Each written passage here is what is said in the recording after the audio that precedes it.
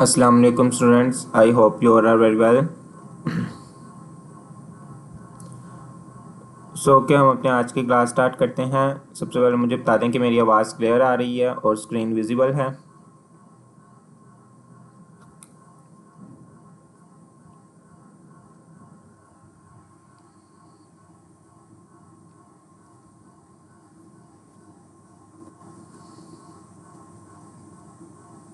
Okay, तो आज हम लोग SQL टूल को स्टार्ट करेंगे। एक्सेल टूल को हम लोग स्टार्ट करेंगे। Microsoft Excel. बेसिकली एक्सेल हमारे पास क्या है, स्प्रेडशीट है जिसका यूज़ मल्टीपल पर्पस और फील्ड्स में किया जाता है। लाइक प्रोजेक्ट मैनेजमेंट है, डेटा विजुअलाइजेशन के लिए यूज़ किया जाता है, डेटा एंट्री के लिए यूज़ किया जाता है, डेटा एनालिसिस के लिए यूज़ किया जाता है, डेटा मॉडलिंग के लिए यूज़ किया जाता है। तो एक्सेल हमारे पास मल्टीपल फील्ड्स के अंदर यूज़ होता है।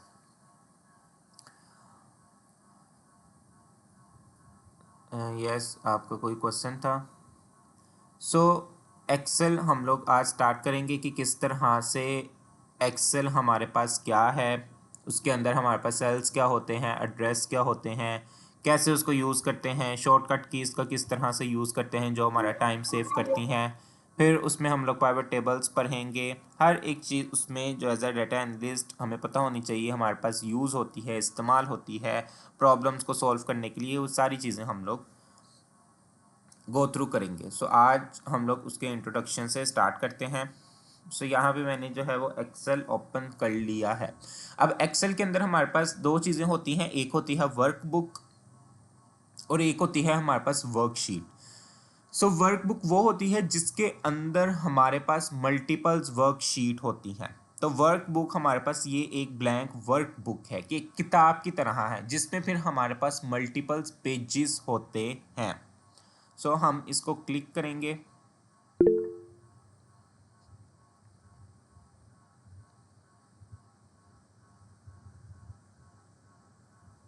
यस,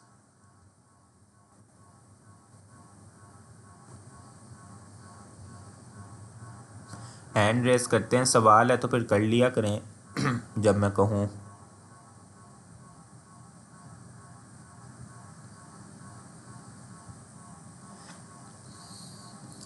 ओके, यहाँ पे हमारे पास ये कुछ टैब्स हैं, बार हैं जिसमें फाइल है, होम, डेवलपर है, insert, page layout, formulas, data. Mostly हमारे पास यही इसमें टैब बार्स होती हैं जिनको हम लोग मेन्यू बार भी कहते हैं। तो बेसिकली ये हमारे पास कुछ होम बार के आगे ये ग्रुप्स बने हुए हैं, रिबन्स इनको कहते हैं, जिसमें हमारे पास क्लिपबोर्ड है, फॉन्ट है, अलाइनमेंट है, नंबर, स्टाइल, सेल्स, एडिटिंग, जिसमें इन्हीं के लिहाज से क्या की गई हैं, ग्रुपिंग की गई हैं। कि स्टाइल्स के अंदर हमारे पास टेबल्स की स्टाइल फॉर्मेटिंग आ जाती है, कंडीशनल फॉर्मेटिंग आ जाती है। नंबर्स में नंबर से रिलेटेड जो चीज़ें हमारे पास उसकी डेटा टाइप्स यूज़ होती हैं, टाइमिंग वगैरह है, परसेंटेज में कन्वर्ट करना है, डॉलर साइन लगाना है हमने, या फिर डेसिमल नंबर्स को कम या ज़्यादा करना है। तो ये हमारे पास इसमें रिबन्स यूज़ होते हैं।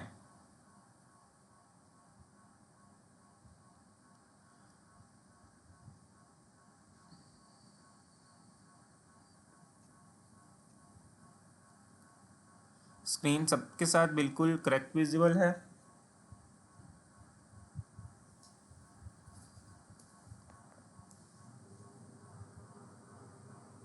जी हाँ, गूगल शीट यूज़ कर सकते हैं उसका ऑल्टरनेटिव आप। अदरवाइज़ हमारे पास एक WPS सॉफ्टवेयर है, वो तो ईज़िली अवेलेबल है, वो तो हो जाता है फ्रीली। तो हर मेन्यू बार के अंदर हमारे पास डिफरेंट रिबन्स मौजूद हैं। इंसर्ट के अंदर हमारे पास जो चीज़ें हमने इंसर्ट नई क्रिएट करनी हो, जिस तरह हम लोगों ने विजुअलाइजेशन करनी हो, तो चार्ट्स मौजूद होते हैं, हमारे पास टेबल्स मौजूद होते हैं, प्राइवेट टेबल्स होते हैं। ये हमारे पास इंसर्ट्स के अंदर यूज़ होते हैं। फिर पेज लेआउट के अंदर पेजिंग से रिलेटेड हमारे पास चीज़ें मौजूद होती हैं। मार्जिन किस तरह का होना चाहिए, साइज़ किस तरह का होना चाहिए, ये सारी चीज़ें हैं। फॉर्मूलाज़ के अंदर जो मैथमेटिकल स्टैटिस्टिकल फार्मूलाज़ हैं, जो डेट टाइम्स के फार्मूलाज़ हैं, वो हमारे पास फार्मूला बार के अंदर यूज़ होते हैं, लेकिन उनकी एक ग्रुपिंग कर दी गई है, रिबन्स बना दिए गए हैं ताकि कोई भी चीज़ हमने अगर ढूंढनी हो, फाइंड आउट करनी हो, तो वो अलग ग्रुप में हमारे पास मौजूद होती है। जिस तरह मुझे अब फंक्शंस चाहिए तो वो मेरे पास यहाँ पे एक फंक्शन लाइब्रेरी का रिबन बना हुआ है, मुझे उसी के अंदर हर एक फॉर्मूला या फिर फंक्शंस मिलेंगे।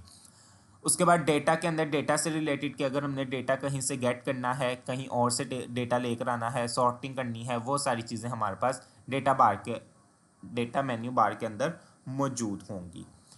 उसके अलावा यहाँ पे फ्रंट पे हमारे पास ये टाइटल बार्स होती हैं, जिस तरह ये सेव की है, अनडू, रीडू है, और ये हमारे पास क्विक बार यहाँ पे मौजूद होती हैं।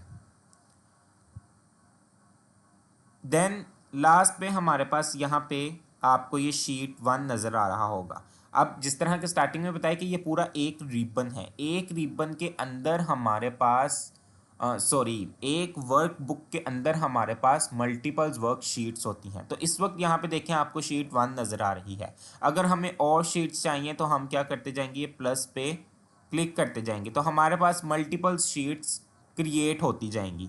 फिर यहाँ पे हमारे पास नाम तो शीट 1 का है, इसको हम डबल प्रेस करेंगे तो हम अपनी इस शीट का नेम भी चेंज कर सकते हैं। तो यहाँ पे मैंने अपनी शीट का नेम चेंज कर लिया, एंटर प्रेस करेंगे तो ये मेरे पास मेरी इस शीट 1 का नेम चेंज हो चुका है। उसके बाद ये ओवरऑल मेरे पास सिर्फ शीट 1 का नेम चेंज हुआ है, पूरी की पूरी जो मेरे पास ये एक्सेल वर्क बुक है उसका नेम चेंज नहीं हुआ। उसका मेरे पास यहाँ पे भी अभी बुक 1 नेम आ रहा है। तो वो एंड पे हम लोग शॉर्टकट की कंट्रोल एस का यूज़ करते हैं, फिर उसको लोकेशन बताते हैं और वहाँ पे हम लोग नेम चेंज करते हैं। उसके बाद यहाँ पे ये हमारे पास सेल्स हैं, ये जहाँ पे इस वक्त मेरा ये बॉक्स नुमा कर्सर यहाँ पे मूव कर रहा है, ये हमारे पास सेल्स हैं। अब ये सेल्स बनते किस तरह हैं, रोज और कॉलम्स को मिलाकर हमारे पास सेल्स बनते हैं।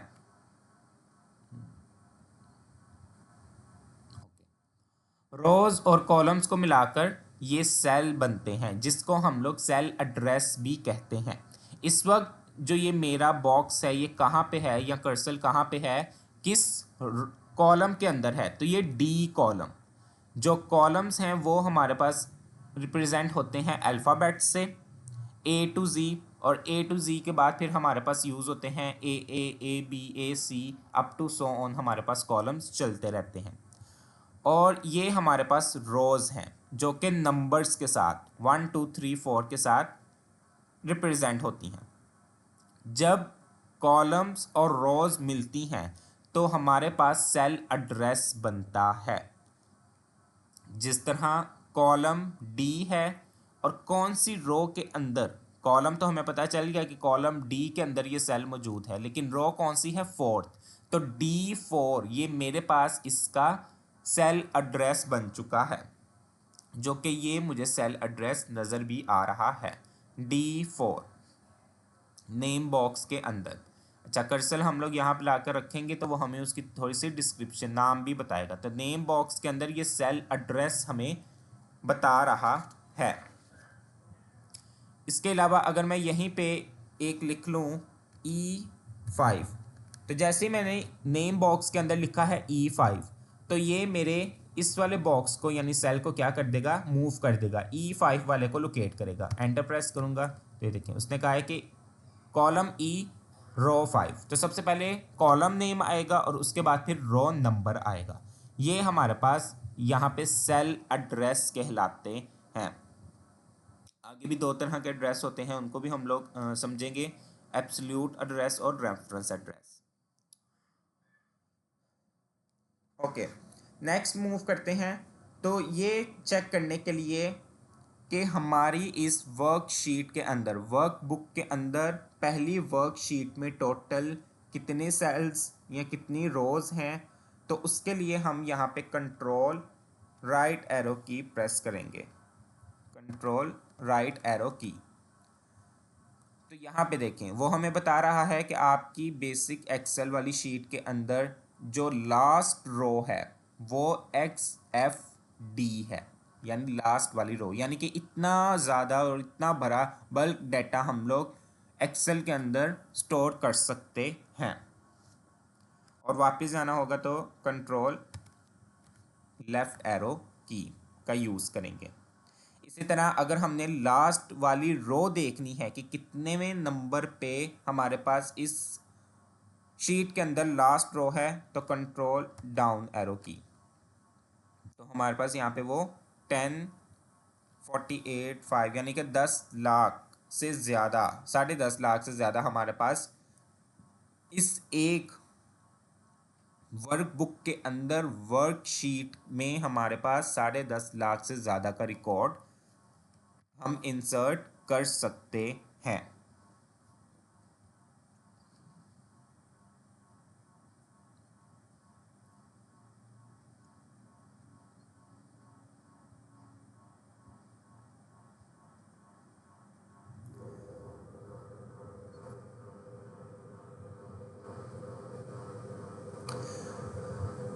ओके, उसके बाद हमारे पास फंक्शंस क्या होते हैं, अब हम लोग मूव करते हैं। बल्कि सबसे पहले तो हम देखते हैं कि सेल के अंदर हम लोग राइट किस तरह से कर सकते हैं।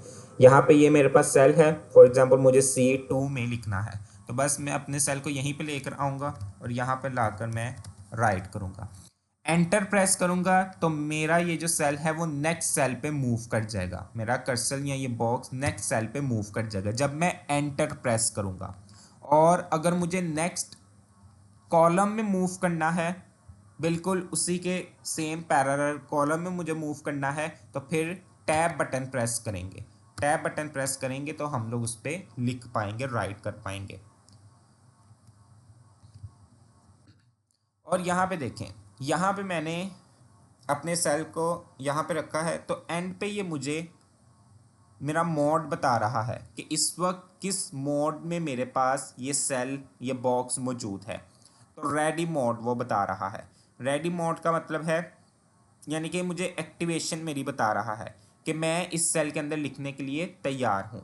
जैसे ही मैंने इसके अंदर फॉर एग्जांपल अभी लिखा है अली, तो यहाँ पे मेरे पास एंटर मोड आ चुका है। एंटर मोड कि इसका मतलब है कि पहले रेडी था कि लिखने के लिए तैयार हूँ इस सेल के अंदर, फिर जैसे ही मैंने कुछ लिखा है तो उसका मोड चेंज हो गया एंटर के, यानी कि इसके अंदर अब एंट्री हो रही है। और दोबारा से मैं एंटर प्रेस करूँगा तो फिर आ जाएगा रेडी मोड।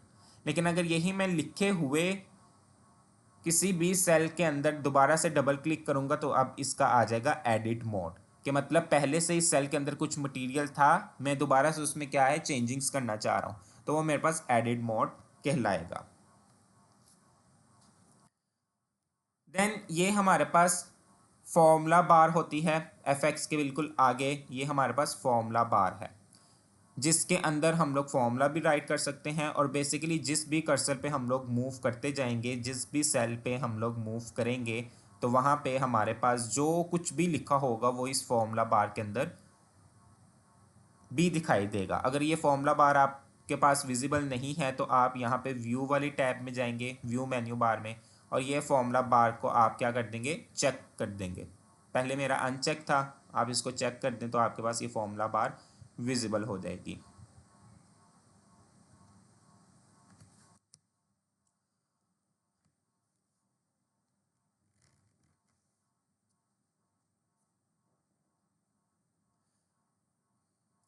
ओके, अब यहाँ पे मैं सपोज करता हूँ कि मैंने यहाँ पे लिख लिए हैं 2 3, ठीक है, ये मैंने यहाँ पे 5 नंबर्स लिख लिए हैं। और इसी तरह यहाँ पे भी मैं चलें लिख लेता हूँ कुछ नंबर्स 5 4 3 2 1। चलें, फॉर एग्जांपल ये मेरे पास 2 कॉलम्स के अंदर क्या है, डेटा है नंबर्स का। अब मुझे इनको क्या करना है, प्लस करना है, ठीक है। फॉर एग्जांपल अभी मैं कह देता हूँ कि यहाँ पे मुझे इनको क्या करना है, सम करना है, प्लस करना है। तो प्लस कैसे होगा, यहाँ पे 2 हमारे पास मेथड्स होते हैं, एक है फंक्शंस और एक है फॉर्मूलाज। पहले हम लोग फॉर्मूला देखते हैं। बेसिकली फॉर्मूला कहते हैं कि जिसमें हम लोग खुद कोई एक्सप्रेशन पास करते हैं, खुद मैन्युअली इम्प्लीमेंटेशन करते हैं without using built in function, वो हमारे पास क्या है, फॉर्मूला कहलाता है। ठीक है, फॉर एग्जांपल अभी जिस तरह मैंने बताया, मुझे इन दोनों को क्या करना है, प्लस करना है, यानी 1 + 5 2 + 4 3 + 3 and up to so on, मुझे इनको प्लस करना है। तो मैं यहाँ पे क्या लिखूँगा, इक्वल। सबसे पहले हमेशा हम इक्वल लगाएंगे, क्योंकि इक्वल लगा के हम बताना चाह रहे हैं कि जो भी फंक्शन परफॉर्म करूँगा उसका आंसर बेसिकली डिस्प्ले करवाना है। तो यहाँ पे मैं, चलें फ़िलहाल यहाँ पे मैंने लिख दिया है 1+7, खुद ही लिख दिया है 1+7। तो ये बेसिकली फॉर्मूला है कि इक्वल के बाद मैंने लिखा है 1+7 कि यानी 1 में 7 को जमा करो। एंटर प्रेस करूँगा तो मेरे पास आंसर आएगा 8। लेकिन यहीं पे अगर मैं इक्वल नहीं लगाता, चलें फिर भी देख लेते हैं, इक्वल नहीं लगाया, एंटर प्रेस किया तो मेरे पास आंसर 8 नहीं आया, क्योंकि इक्वल बेसिकली रिप्रेजेंट करता है कि मेरे पास यहाँ पे क्या होगा, आंसर आना चाहिए, आंसर आएगा। तो ये है फॉर्मूला कि यहाँ पे मैं खुद प्लस का यूज कर रहा हूं, और अगर मुझे इन दोनों को प्लस करवाना है तो फिर मुझे क्या है, रेफरेंस देना पड़ेगा। अब रेफरेंस क्या है वही हम इस फॉर्मूले के साथ भी समझते हैं।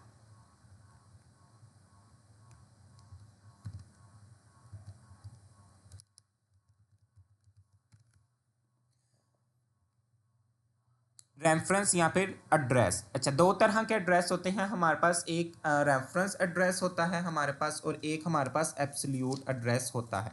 साथ साथ हम उनको भी देखते हैं, या फिर सेल रेफरेंस उनको कहा जाता है।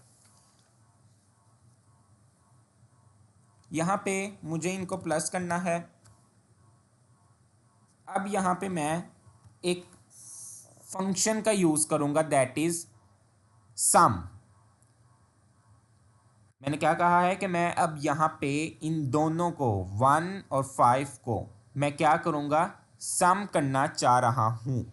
चूंकि मैंने पहले भी बताया कि प्लस करना है, तो पहले मैंने खुद फॉर्मूला इंप्लीमेंट किया था कि 1+5 या फिर 1+8, 1+7, तो वो प्लस मैं खुद लगा रहा हूँ। अब वो उस प्लस को मैंने क्या किया है, ख़त्म कर दिया है। अब मैं एक फंक्शन का यूज़ करूँगा, बिल्ट इन फंक्शन, तो जो कि पहले से ही एक्सेल के अंदर बना हुआ मौजूद है, मुझे उसमें प्लस लिखने की ज़रूरत नहीं है। मैंने यहाँ पे जस्ट लिखा SU, तो SU से रिलेटेड जितने भी इसके अंदर फंक्शंस यूज़ होते हैं वो सारे मेरे पास यहाँ पे डिस्प्ले हो रहे हैं।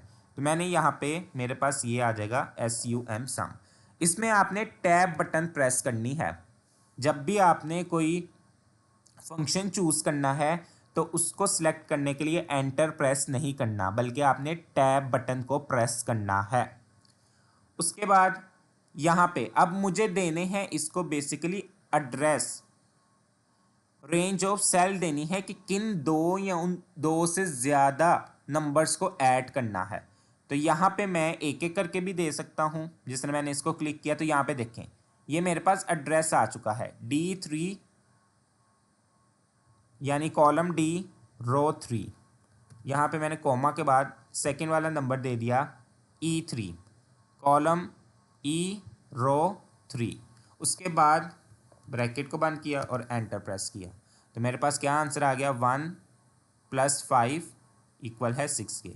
और उसके बाद इसको कॉर्नर पर लाकर यहाँ पे मैं ड्रैग करूँगा तो मेरे पास आंसर क्या आ गया है, 666। 1+6 6, 2+4 6, 3+3 6, 4+2 5+1 6।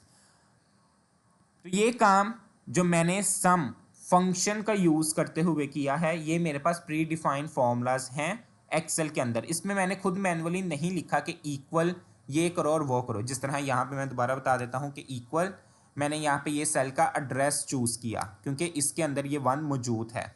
फिर मैंने लिखा प्लस।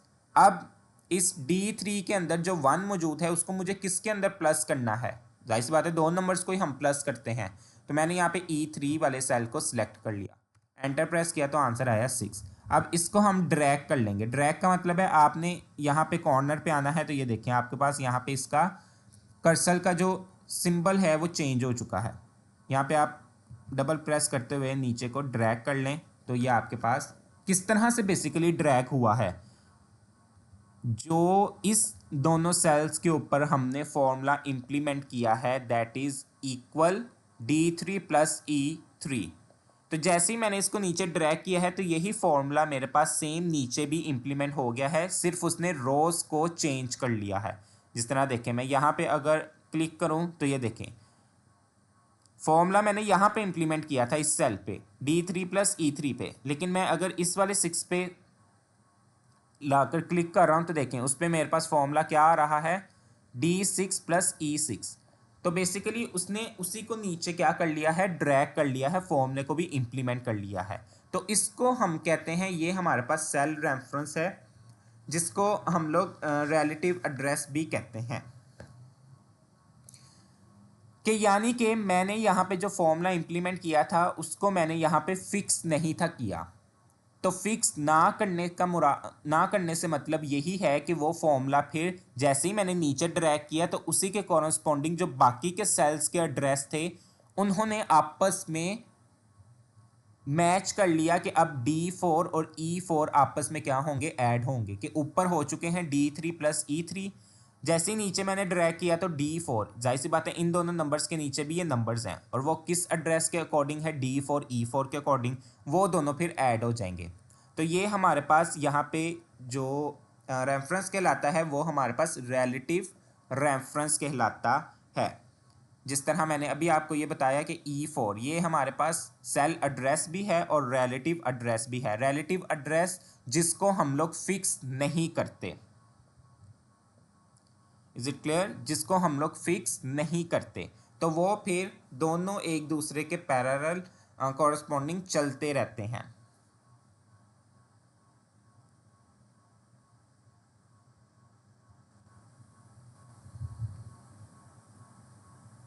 नेक्स्ट हमारे पास जो एड्रेस है that is absolute address. Absolute address में बेसिकली हम लोग डॉलर सिंबल का यूज करते हुए एक सेल को हम क्या कर देते हैं, लॉक कर देते हैं। फॉर एग्जाम्पल, अब इसी की हम एग्जाम्पल ले लेते हैं कि मुझे इस 6 के अंदर ये जो 6 मेरे पास सबके आंसर आए हैं इनको ऐड करने के बाद मुझे इन 6 के अंदर क्या काम करना है,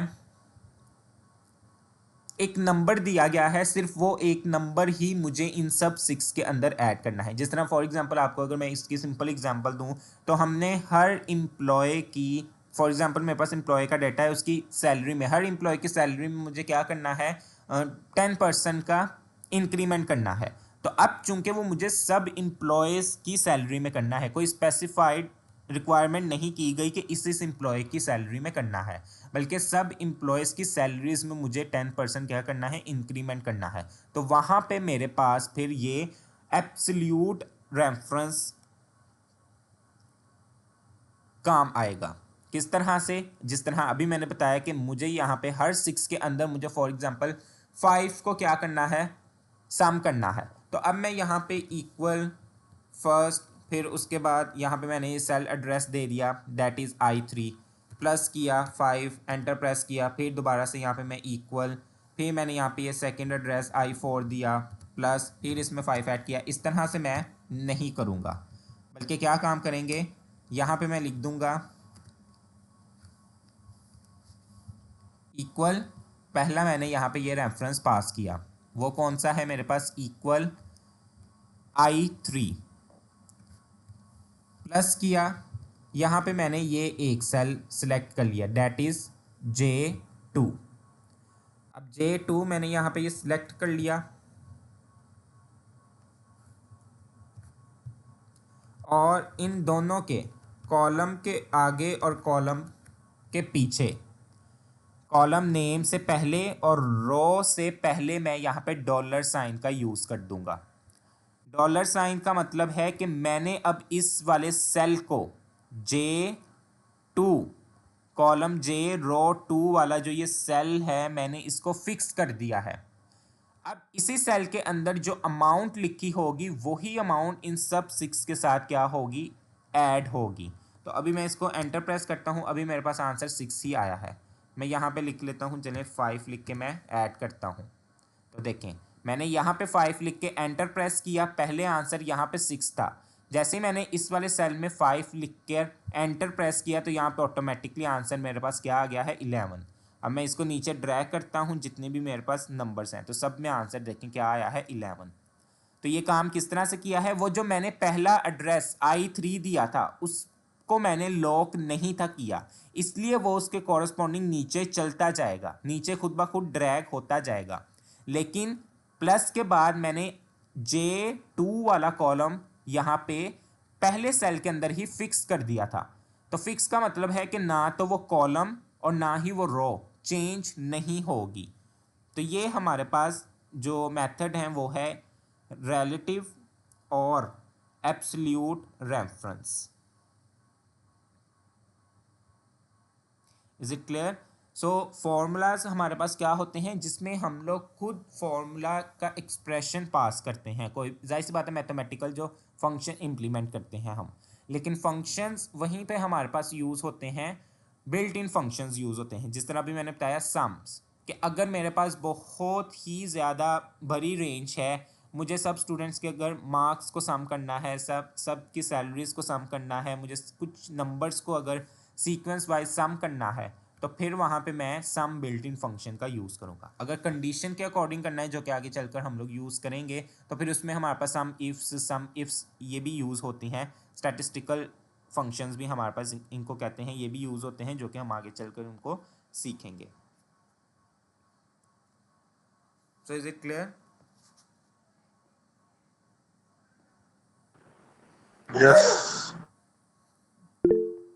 यस। देन हमारे पास जो इस सेल को फिक्स करने के लिए या फिर एब्सोल्यूट रेफरेंस बनाने के लिए शॉर्टकट की यूज़ होती है, डेट इज़ F4। F4 जो हमारे पास एक फंक्शन 4 होता है, लेकिन समटाइम्स मेरे पास यहाँ पे चूंकि वो रिकॉर्डिंग भी चल रही होती है, तो उस वजह से समटाइम्स ये शॉर्टकट की इम्प्लीमेंट नहीं होती। लेकिन आप लोगों ने ये वाली इम्प्लीमेंट ज़रूर करनी है F4, और मुझे बताना है कि क्या वाकई ही वो वर्क कर रही है। ठीक है, रिकॉर्डिंग चूंकि हो रही होती है साथ, तो उसके अकॉर्डिंग समटाइम्स वो नहीं चलती। तो F4 हमारे पास यूज़ होती है अपने सेल को एब्सोल्यूट बनाने के लिए। यस, आपका कोई क्वेश्चन था किसी का?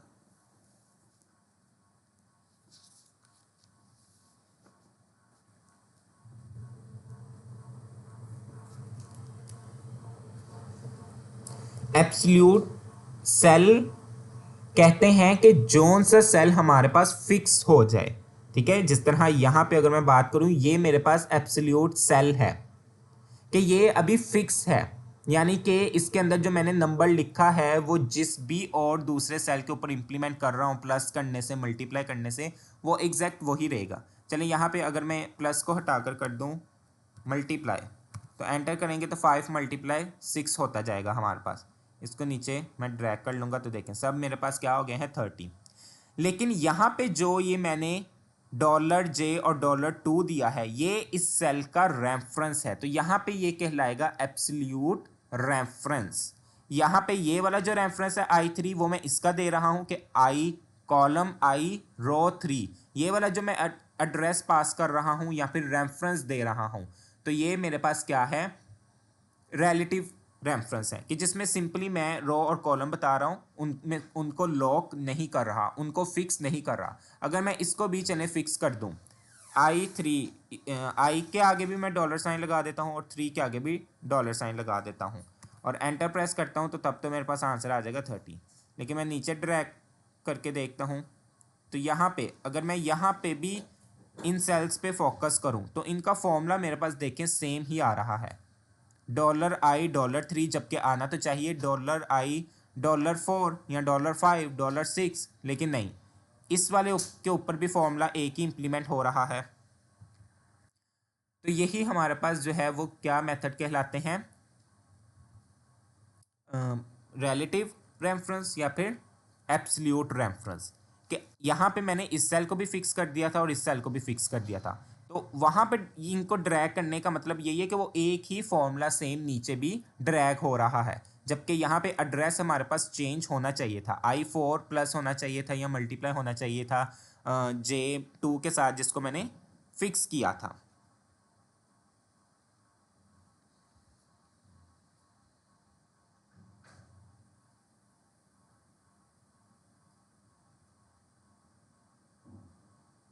यस, वो जो $साइन है हमारे पास, वो कॉलम के साथ भी लगता है और रो के साथ भी, यानी कि लेफ्ट साइड पे अगर तो नंबर के साथ लगा होगा डॉलर साइन, तो इसका मतलब है कि हम सिर्फ और सिर्फ उस रो को फिक्स कर रहे हैं, हम उस रो से कहीं और मूव नहीं होना चाह रहे कैलकुलेशन के दौरान। और अगर हमने कॉलम के साथ लेफ्ट साइड पे ABC के साथ लगाया होगा डॉलर साइन, तो फिर इसका मतलब है कि हम उस कॉलम को फिक्स करना चाह रहे हैं, रोज को नहीं। फिर कॉलम सेम वही रहेगा, लेकिन रोज की मूवमेंट होती जाएगी, उसके एड्रेस चेंज होते जाएंगे। लेकिन अगर दोनों के साथ रोज और कॉलम्स दोनों के साथ डॉलर साइन लगा होगा, तो फिर इसका मतलब है कि दोनों ही हमारे पास फिक्स हैं, वो चेंज नहीं होंगे जब तक हम डॉलर साइंस को ख़त्म नहीं करेंगे।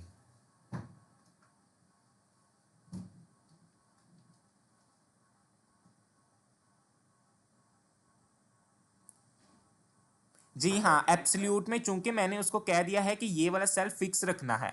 अब इसके अंदर मैं चाहे 15 लिख दूं, 15 लिखने के बाद मैंने एंटर प्रेस किया तो देखें 15 इस सब के साथ ऐड हो चुका, मल्टीप्लाई हो चुका है, क्योंकि यहाँ पे इस वक्त मल्टीप्लाई चल रहा है। ठीक है, तो 15 इसके साथ क्या हो चुका है, मल्टीप्लाई हो चुका है। 6 मल्टीप्लाई 15, 6 मल्टीप्लाई 15, वो हमारे पास यहाँ पे आ चुका है। तो ये एब्सोल्यूट एड्रेस में हम जो भी इनमें चेंजेस करते जाएंगे वो साथ साथ ही हमें यहाँ पे विजिबल होगी। अच्छा, यहाँ पे ठीक है,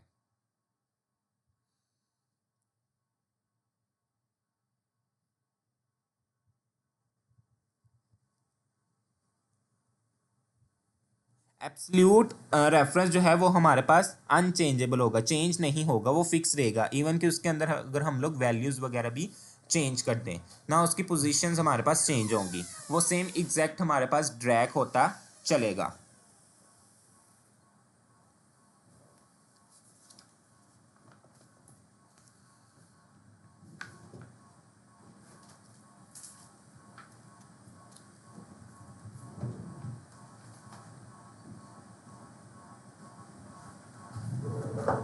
सो इज इट क्लियर?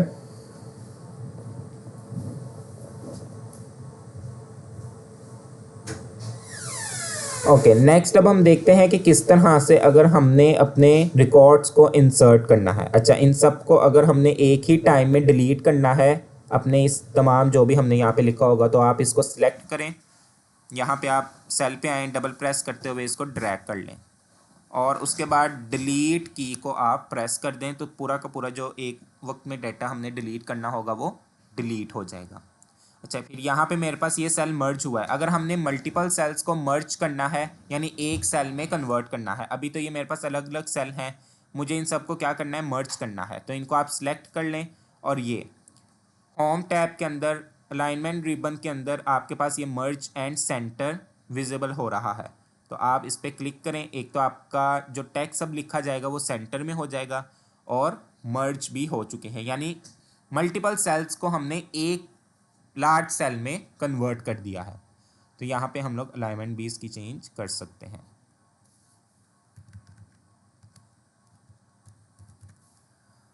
उसके बाद मैंने इसको सिलेक्ट किया और यहाँ से हम लोग इसके फाउंड्स भी चेंज कर सकते हैं।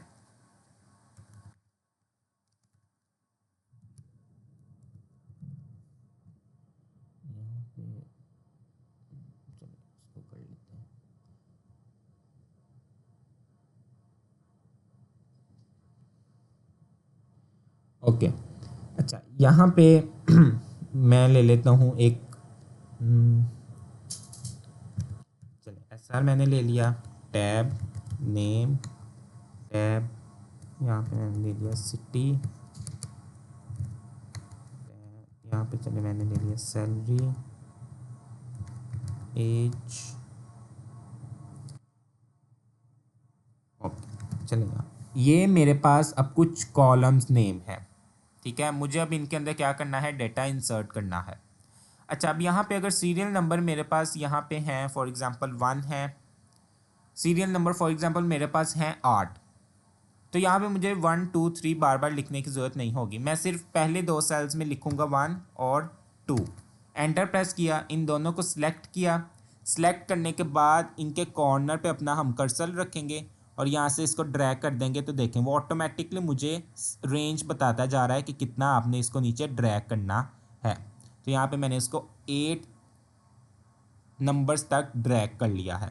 ये है कि ऑटोमेटिकली अगर हमने अपनी एक ही टाइम के अंदर हमने मल्टीपल्स अपनी इस तरह से सीरीज जनरेट करनी है, तो वो हमारे पास यहाँ पे ये वाला एक छोटा सा मेथड यूज़ होता है कि आप पहले 2 सेल में लिख लें 1 2 3, या फिर 1 2 लिख लें और बाकी फिर उसको क्या करें, ड्रैग करें।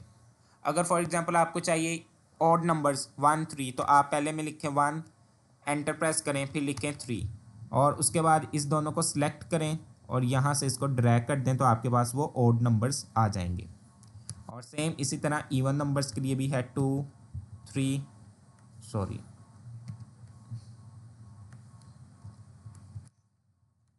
2 4, इन दोनों को सिलेक्ट करें और नीचे ड्रैग कर दें तो वो हमारे पास इवन नंबर्स जनरेट हो जाएंगे, यानी कि वो एक सीक्वेंस हमारे पास आ जाएगा। वो आगे चलकर हम लोग सब फॉर्मूलाज फंक्शंस का भी यूज़ करेंगे, जिस तरह मैंने अभी बताया। अभी तो मैंने आपको वो फंक्शंस और फॉर्मूलाज में डिफरेंस बताया है कि दोनों में डिफरेंस क्या है। फॉर्मूलाज जिसमें हम लोग खुद ही एक्सप्रेशंस पास करते हैं, प्लस करना है, माइनस करना है, मल्टीप्लाई, जो भी इम्प्लीमेंटेशन करनी है, लेकिन मोस्टली हम लोग यूज़ करेंगे फंक्शंस ही, के फंक्शंस जो हमारे पास पहले से प्री डिफाइन है, बिल्ट इन फंक्शंस हैं, जिनका हम लोग यूज़ करते हुए सारा काम कर सकते हैं। काउंट बेसिकली हमारे पास यूज़ होता है कि वैल्यूज़ को काउंट करने के लिए, उसमें भी हमारे पास 2 3 काउंट्स के फॉर्मूलाज या फंक्शंस यूज़ होते हैं। ब्लैंक वैल्यूज़ को काउंट करना है, अनब्लैंक को, फील्ड को।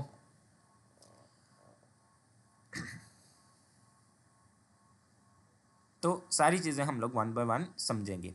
अच्छा, अब यहाँ पे मुझे एक चाहिए फॉर्म चाहिए कि फॉर्म का यूज़ करते हुए मैं क्या करूँ, अपनी यहाँ पे डेटा को, रिकॉर्ड्स को इंसर्ट कर सकूँ। तो उसके लिए आपने क्या करना है, आपने इन कॉलम्स को सिलेक्ट करना है। कॉलम्स को सिलेक्ट करने के बाद यहाँ पे हम एक शॉर्टकट की का यूज़ करेंगे, that is alt D O. Alt D O, जैसे ही मैंने ऑल्ट डी ओ को प्रेस किया, शॉर्टकट की का यूज़ किया, ALT, ऑल्ट डी ओ, यानी ऑल्ट को ही होल्ड करते हुए आपने डी ओ को प्रेस करना है, एंटर करना है। तो यहाँ पे सबसे ऊपर उसने मुझे बता दिया है कि कौन सी शीट के अंदर मेरी वर्किंग चल रही है। तो मैंने चूंकि नाम चेंज किया था बेसिक एक्सेल, तो उसी का मेरे पास यहाँ पे नेम आ गया है। यहाँ पे आप देखें तो ये मेरे पास कॉलम्स नेम आ गए हैं, 1 पहले से ही चूंकि मौजूद था। अब यहाँ पे नेम का हम लोग यूज़ करेंगे। मैंने यहाँ पे फॉर एग्जांपल नेम लिख दिया अली। नेक्स्ट, सिटी वाले फॉर्म में या सिटी वाले डेटा के लिए हम यहाँ पे टैब का यूज़ करेंगे। एंटर प्रेस नहीं करना, एंटर तब प्रेस करना है जब ये पूरा रिकॉर्ड हमने इंसर्ट करना होगा, फिर हम एंटर का यूज़ करेंगे। यहाँ पे मैंने लाहौर बता दिया, सैलरी चले मैंने बता दी, एज मैंने यहाँ पे बता दी है, और मार्क्स कुछ भी यहाँ पे बता देते हैं। अब यहाँ पे एंटर प्रेस करूँगा तो देखें, जैसे ही मैंने एंटर प्रेस किया तो मेरे पास यहाँ पे क्या आ चुका है, रिकॉर्ड मेरा इंसर्ट हो चुका है।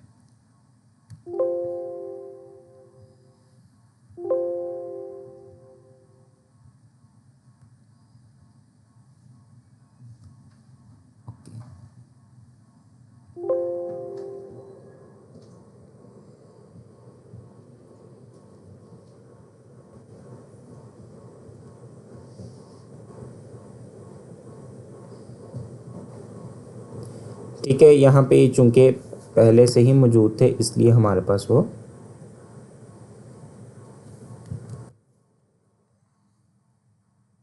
ओके। यहाँ पे मैंने एंटर किया, न्यू 2 प्रेस किया, फिर यहाँ पे मैंने नेक्स्ट नेम लिख लिया, यहाँ पे मैंने सिटी लिख लिया। तो इस तरह से इन फॉर्म्स का यूज़ करते हुए हम क्या काम कर सकते हैं, ईजिली डेटा को इंसर्ट कर सकते हैं। देखिए साथ साथ हमें पता भी चल रहा है कि ठीक है, रिकॉर्ड भाई मेरा इंसर्ट होता जा रहा है। तो यहाँ पे कुछ भी नाम ले लेते हैं हम, सिटी यहाँ पे ले लिया, सैलरी लिख ली, एज लिख ली और मार्क्स। ठीक है, एंटर प्रेस किया। उसके बाद बस अगर हमें आगे और कोई रिकॉर्ड इंसर्ट नहीं करना तो हम यहाँ पे कैंसिल को प्रेस कर देंगे या फिर क्लोज कर देंगे। तो ये एक छोटा सा हमारे पास जो है वो की यूज़ होती है, शॉर्टकट की, that is alt plus D O. अच्छा, समटाइम्स अगर आप ऑल्ट प्लस डी ओ को प्रेस करेंगे तो आपके पास इस तरह से फॉर्म विजिबल नहीं होगा। तो आपने क्या काम करना है, आपने दोबारा Alt plus D plus O O press करना है, फिर आपके पास वो फॉर्म विजिबल हो जाएगा। Is it clear?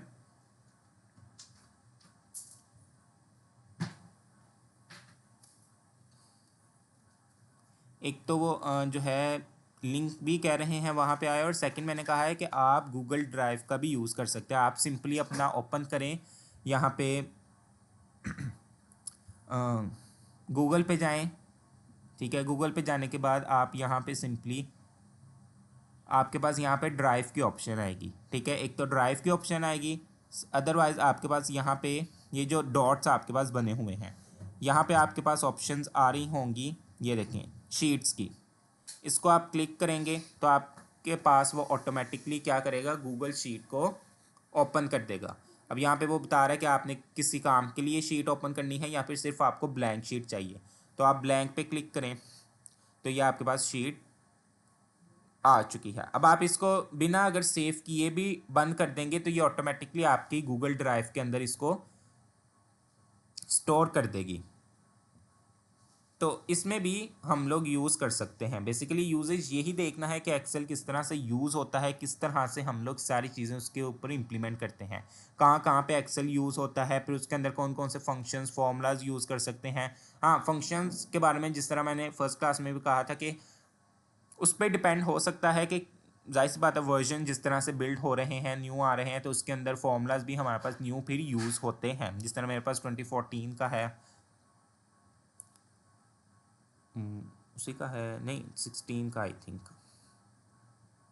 तो कुछ ऐसे फॉर्मूलाज हैं जो 18 या फिर 21 वर्जन में चल रहे हैं, वो हमारे पास इसमें यूज़ में भी ना हो, लेकिन मोस्टली जिनकी हमें ज़रूरत है वो हमारे पास एक्सेल्स के अंदर यूज़ हो जाएंगे।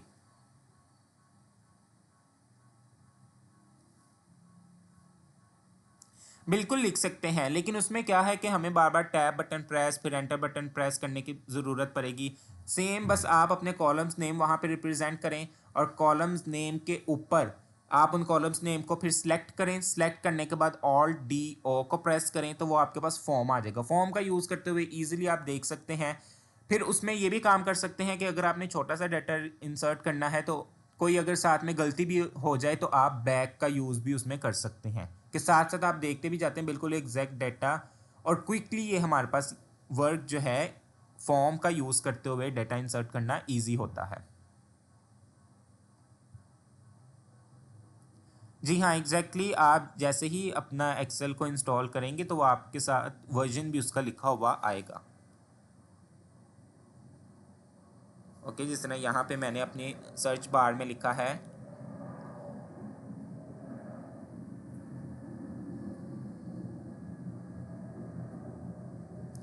एक्सेल।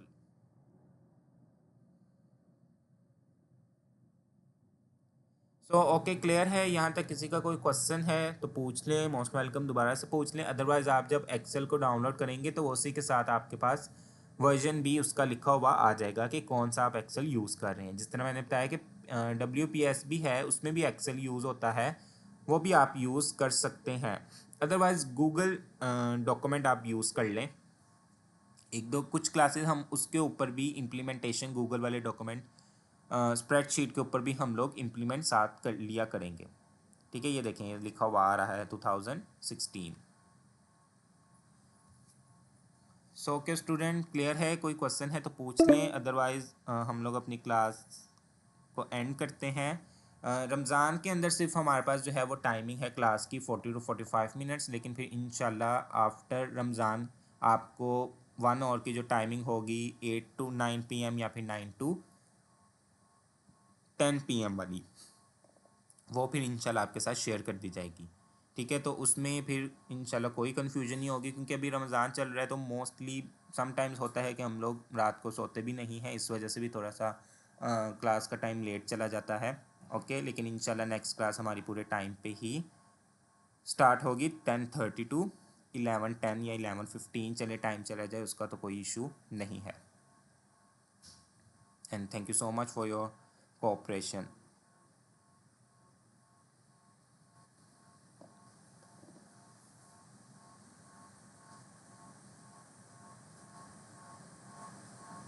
Thank you. क्वेश्चन है तो कर लें, otherwise I am just going to off the recording.